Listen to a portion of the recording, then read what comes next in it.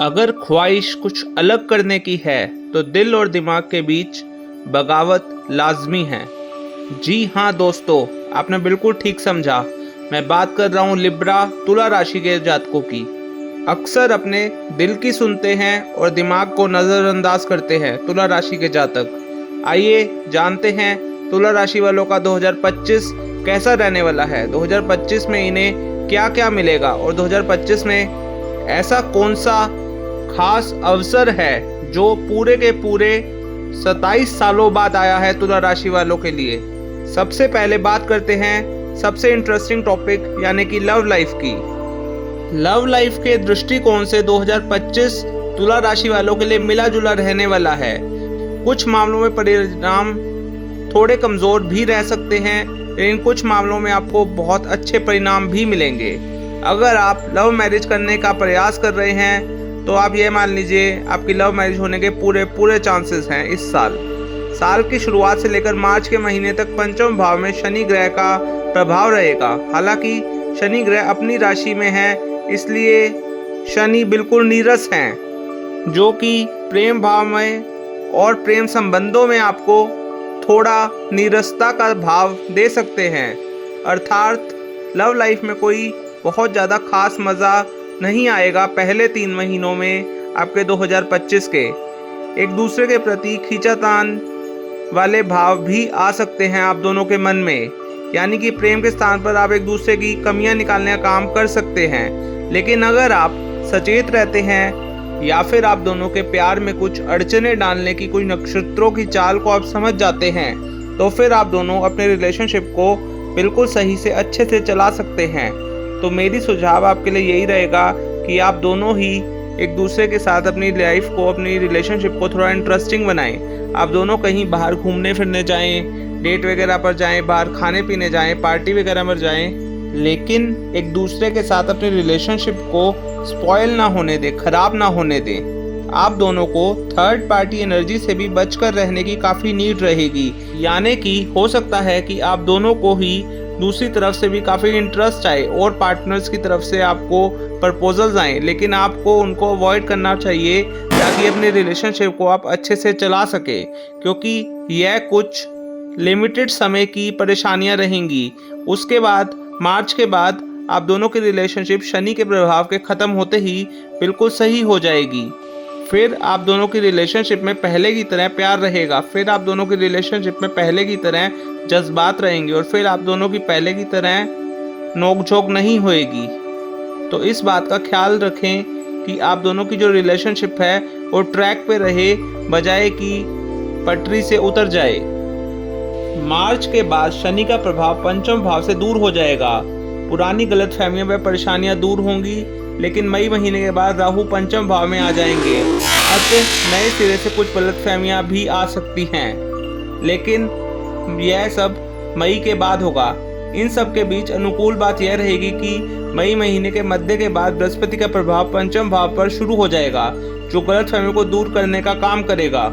साल की शुरुआत से लेकर मार्च के महीने तक का समय थोड़ा कमज़ोर रहेगा प्यार के लिए। मार्च से मई का बीच का समय अनुकूल रहेगा और मई के बाद का समय थोड़ा मिला जुला रह सकता है। अर्थात कुछ परेशानियां आएंगी, लेकिन जल्दी ही ठीक भी हो जाएंगी।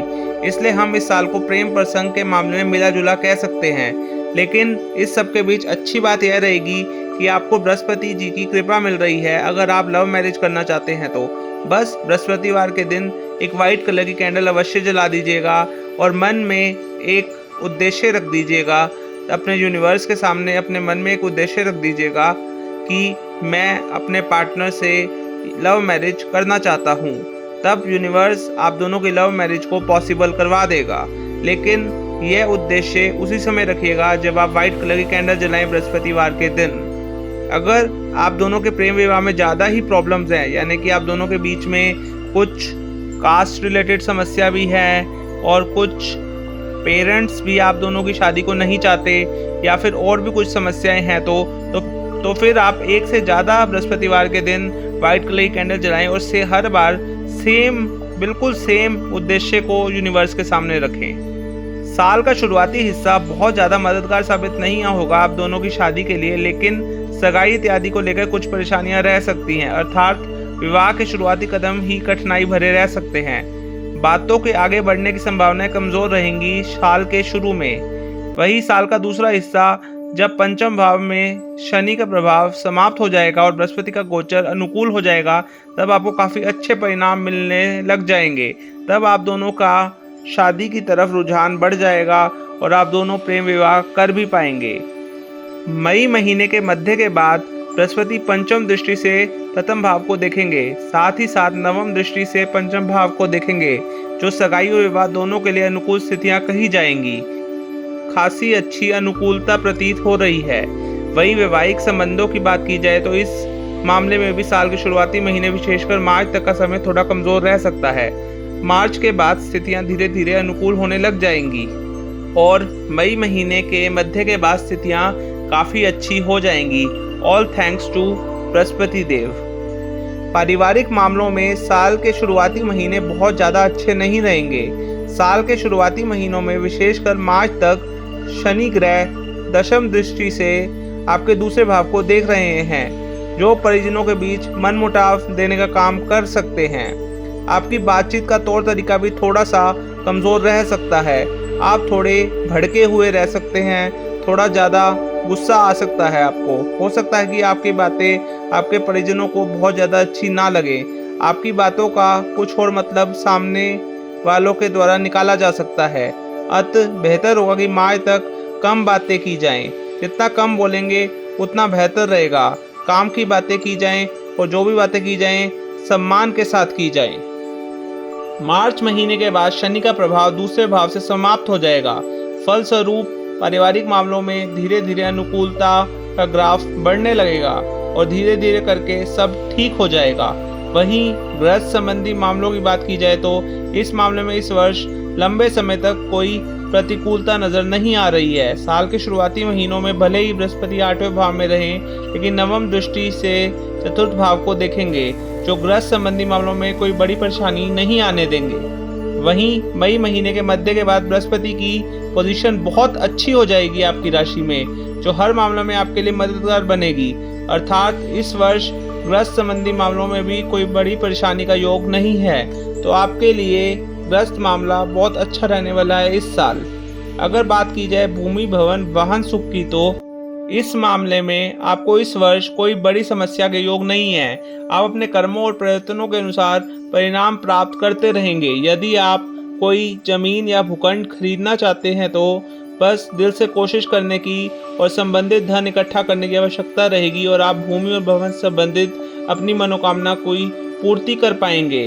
कंपेयर करें तो साल का दूसरा हिस्सा इस मामले में बहुत ज़्यादा अच्छा रहने वाला है। यद्यपि साल का पहला हिस्सा भी अच्छा है, लेकिन तुलनात्मक रूप से दूसरा हिस्सा और भी ज़्यादा अच्छा रह सकता है। वाहन से संबंधित मामले की बात करें तो इस मामले में भी आपको अच्छे परिणाम मिल सकते हैं।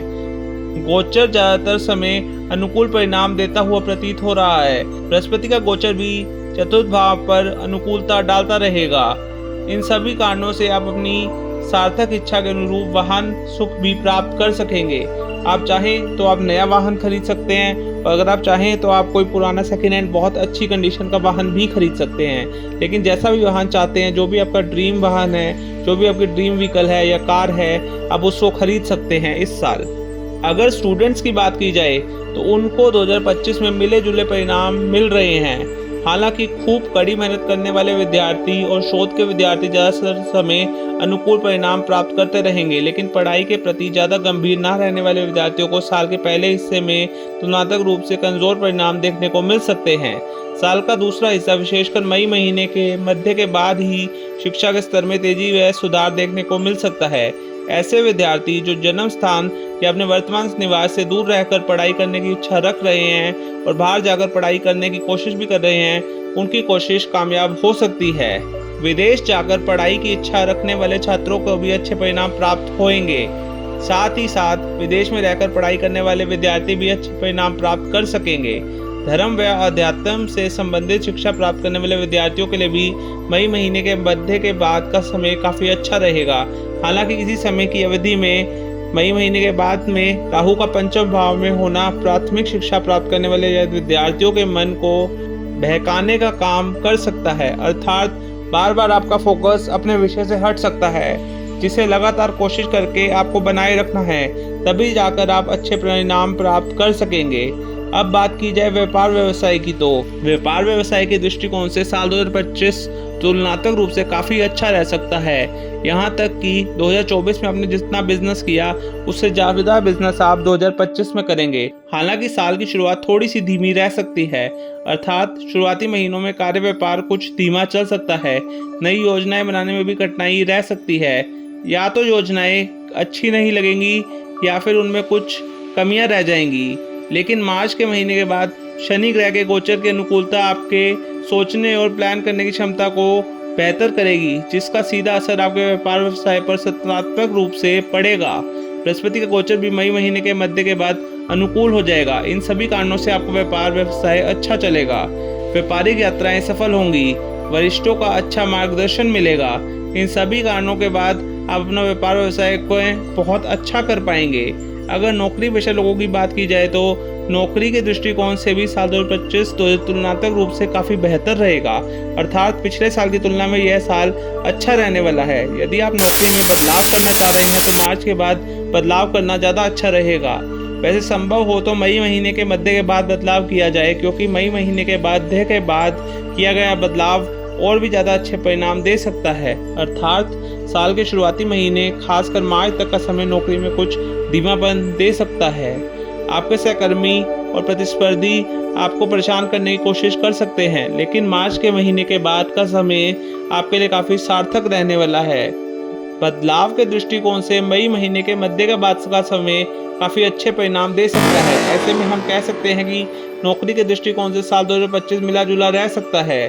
साल का शुरुआती हिस्सा थोड़ा सा कमज़ोर तो वही दूसरा हिस्सा काफ़ी अच्छे परिणाम दे सकता है। नौकरी में बदलाव, प्रमोशन और उन्नति के रास्ते मई महीने के मध्य के बाद आवश्यक अच्छे हो सकते हैं। अगर आप ट्रांसफ़र चाहते हैं तो आप फ्राइडे के दिन संतोषी माता जी की आरती का पाठ करें और संतोषी माता जी से आप उपासना करें कि वह आपकी ट्रांसफ़र करवा दे, तो आपकी ट्रांसफ़र आसानी से हो पाएगी। हो सके तो फ्राइडे के दिन संतोषी माता जी का व्रत भी रखें, लेकिन उनकी आरती तो अवश्य करें, उससे आपकी ट्रांसफ़र में हेल्प मिलेगी। आपके लाभ भाव के स्वामी सूर्य ग्रह साल भर में कुछ महीने अच्छे तो कुछ महीने कमज़ोर, जबकि कुछ महीनों में मिले जुले परिणाम देते हुए प्रतीत हो रहे हैं। ऐसी स्थिति धन भाव के स्वामी मंगल की भी रहने वाली है। अतः इन दोनों ग्रहों के अनुसार आर्थिक मामलों में साल मिला जुला रह सकता है, लेकिन धन के कारक बृहस्पति का गोचर मई महीने के मध्य के बाद काफ़ी अच्छा होने वाला है। स्वाभाविक है कि यह आर्थिक रूप से आपके लिए काफ़ी अच्छी मजबूती दे सकता है। आपको आर्थिक रूप से काफ़ी मजबूती मिल सकती है जीवन में। हालांकि मई महीने के पहले के भी बृहस्पति का प्रभाव धन भाव पर ही रहेगा। अतः बचाए हुए पैसे को लेकर कोई परेशानी नहीं होगी, लेकिन नए सिरे से कमाई करने में थोड़ी सी कठिनाई रह सकती है। अर्थात आर्थिक दृष्टिकोण से 2025 मिला जुला रह सकता है। तुला राशिफल 2025 के अनुसार साल का पहला हिस्सा औसत परिणाम देता हुआ प्रतीत हो रहा है, जबकि साल का दूसरा हिस्सा काफ़ी अच्छे परिणाम देता हुआ प्रतीत हो रहा है। मार्च के महीने तक बचाए गए पैसों को संभाल कर रखना होगा। ऐसा करने की स्थिति में आप अपने धन को सुरक्षित रख सकेंगे। वहीं मार्च के बाद शनि की दृष्टि का प्रभाव धन भाव में समाप्त हो जाएगा और आपके पैसे काफ़ी हद तक सुरक्षित हो जाएंगे, अर्थात फिजूल खर्ची बिल्कुल भी नहीं होगी, अप्रत्याशित खर्च भी नहीं आएंगे और समझदारी दिखाते हुए आप अपने धन को सुनिश्चित कर पाएंगे। आप उसको सही जगह पर इन्वेस्ट कर पाएंगे। तो मार्च तक जितना हो सके अपने पैसे को शेयर मार्केट में, खास करके ऑप्शंस में, कॉल पुट में बिल्कुल भी मत लगाइए। तो ये था आपका 2025 का पूरा राशिफल। अब आपको बताते हैं वह 3 आसान उपाय जिनको करने से आपकी राशि दोष मुक्त हो जाएगी और आपकी ज़िंदगी और ज़्यादा आसान हो जाएगी।